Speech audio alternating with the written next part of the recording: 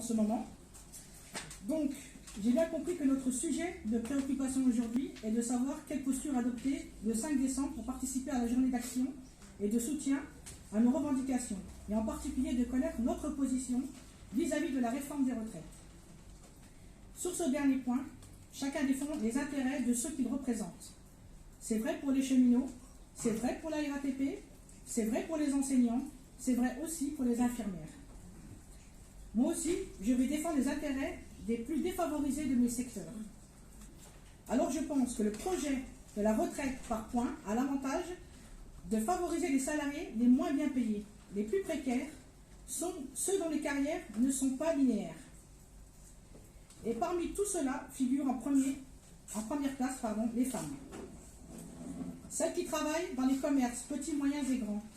Celles qui ont des horaires avec une grande coupure dans la même journée. Celles qui sont à temps partiel, non choisies. Celles qui vont maintenant travailler tard le soir, pour ne pas dire tôt la nuit, pour répondre aux besoins hypothétiques d'une clientèle qui se tourne trop vite vers le e-commerce. En effet, le projet de réforme de la retraite par points a l'avantage de gommer les disparités de leur métier et surtout de leurs emplois du temps décousus. Car jusqu'à maintenant, non seulement elles travaillent dans des conditions difficiles et avec des contraintes qui impactent leur vie privée, mais en plus, elles avaient la promesse de toucher des retraites parmi les plus basses. Je ne vais pas vous faire la démonstration des avantages pour nos secteurs. Laurent l'a fait et refait lors de son intervention et lors du dernier Conseil national. Sur le premier point de la journée d'action, la Fédération Commerce et Services respecte les valeurs de l'UNSA.